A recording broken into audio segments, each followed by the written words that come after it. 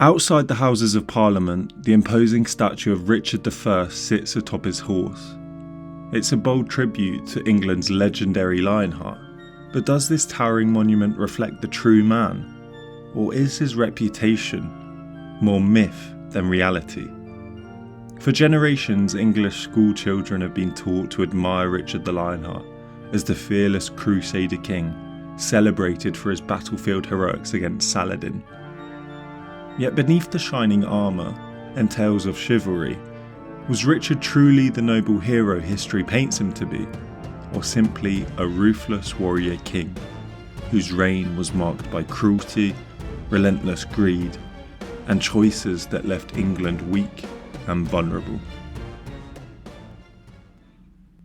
Though Richard's reign ended in 1199, his name continued to echo through history.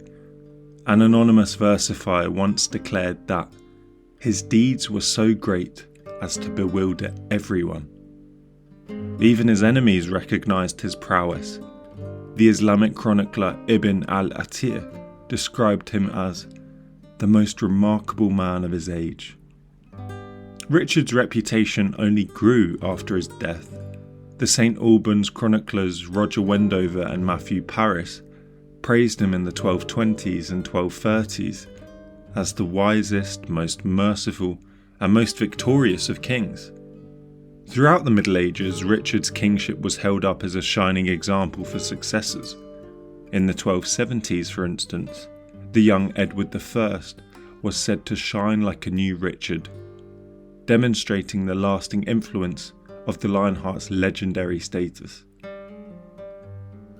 Early historians often ranked Richard among England's great kings, but during the Enlightenment, a period when the Crusades were increasingly viewed as irrational and misguided, his reputation began to decline.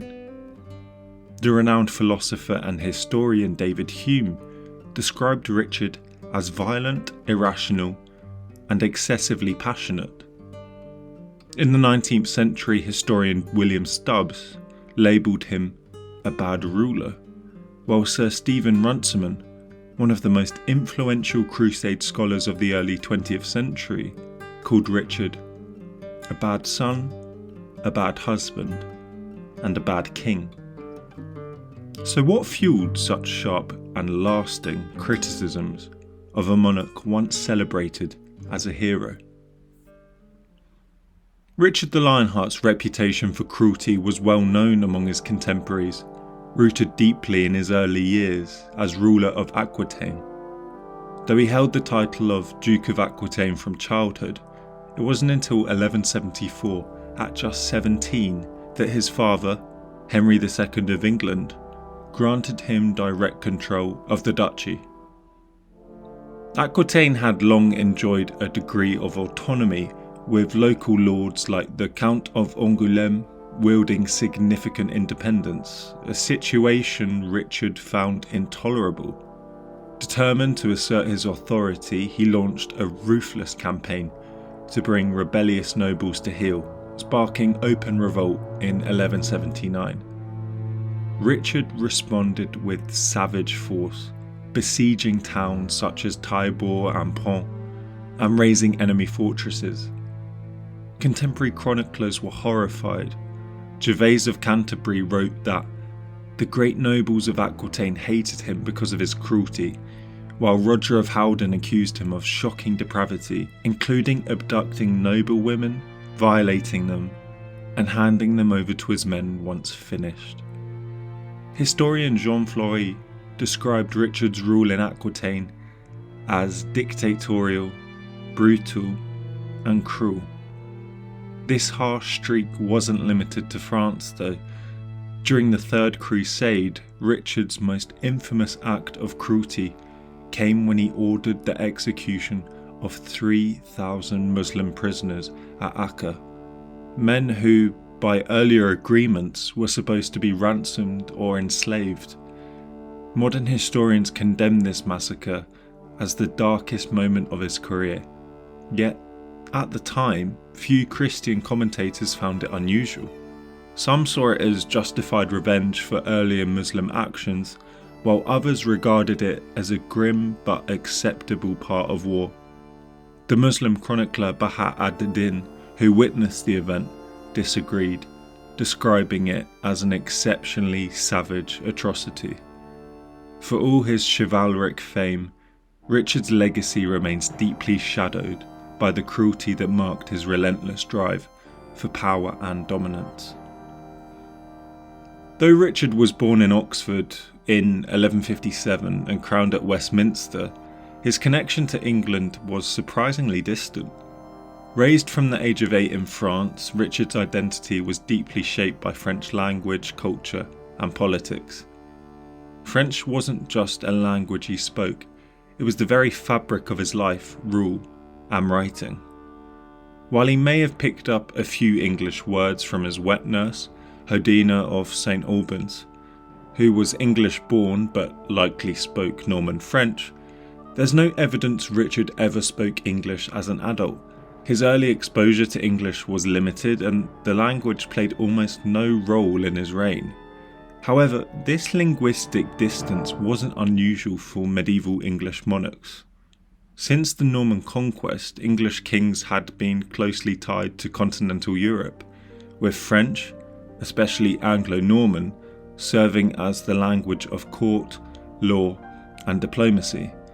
None of Richard's predecessors spoke English as their primary language.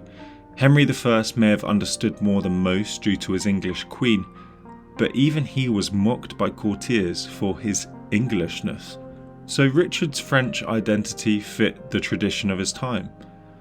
But language was just one aspect of Richard's detachment from England. Over his 10-year reign, he spent only about 6 months in the country, treating England less as a kingdom to govern and more as a treasure chest to fund his crusades and continental wars. To guard against his brother John seizing power in his absence, Richard appointed William de Longchamp, a Norman and Bishop of Ely, as justiciar in 1189, and named his 4-year-old nephew Arthur of Brittany as heir, ordering John to stay out of England for 3 years. However, de Longchamp's rule soon proved tyrannical. He dismissed co-ruler Hugh of Durham, hoarded castles, and packed offices with his own allies. His arrogance and foreign roots made him deeply unpopular, and when John returned in 1190, he quickly gained support against de Longchamp. By 1191, de Longchamp was besieging Lincoln Castle in a desperate attempt to hold power. Even from Sicily, Richard had to intervene, sending Walter de Couton, Archbishop of Rouen, to restore order. While medieval kings often spent limited time in their own kingdoms, Richard I took neglect to an extreme. The chronicler Roger of Howden famously noted that Richard cared little for England except as a source of revenue. To fund his crusading ambitions, Richard resurrected the dreaded Saladin tithe, a harsh 10% tax on income and movable goods that sent waves of despair through clergy and commoners alike. Despite inheriting a full treasury, Richard aggressively sold lands and imposed fines, squeezing every last penny from the kingdom. Together with his father Henry II, they raised a staggering 100,000 silver marks from this tithe alone. The Third Crusade was widely seen as a Christian duty. Taxes were unpopular, but the cause was viewed as just. English people of the 12th century believed reclaiming Jerusalem, recently captured by the Saracens, was what God wanted, as preached from parish pulpits. The English took pride in their king leading this holy mission. Yet Richard exploited that trust, once chillingly declaring he'd sell London if he could find a buyer. After months, Richard's forces triumphed at the siege of Acre, securing a vital stronghold. This was followed by the thunderous victory at the Battle of Arsuf, where Richard shattered Saladin's forces and opened the path towards Jerusalem. But despite his battlefield brilliance, Richard lacked the men and resources to storm the holy city itself. Instead, he captured and fortified coastal battalions like Jaffa, safeguarding the lifelines of the Crusader states. Though undefeated in combat, Richard's crusade fell agonisingly short of its ultimate prize. The bitter peace treaty he negotiated was so distasteful he refused to seal it. Richard's troubles continued on his secretive journey home.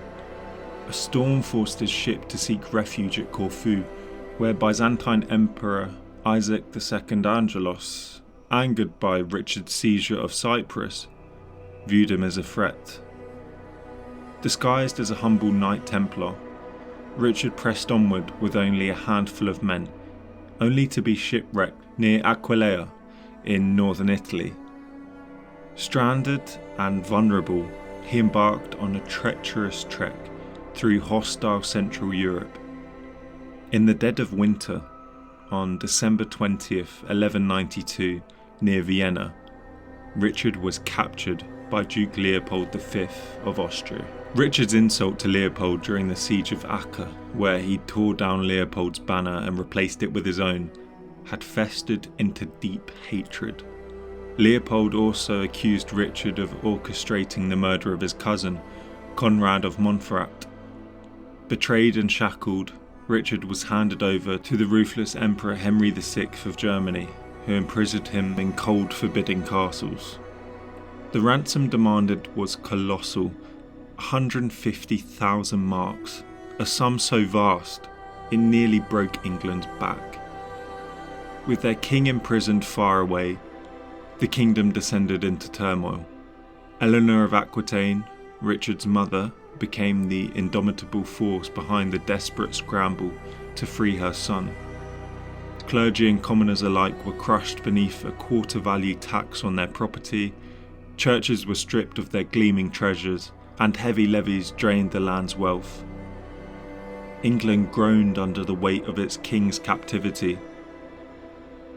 Lastly, despite marrying Berengaria of Navarre, Richard the Lionheart left no legitimate children to inherit his vast empire, a critical weakness that threw the Plantagenet dynasty into uncertainty.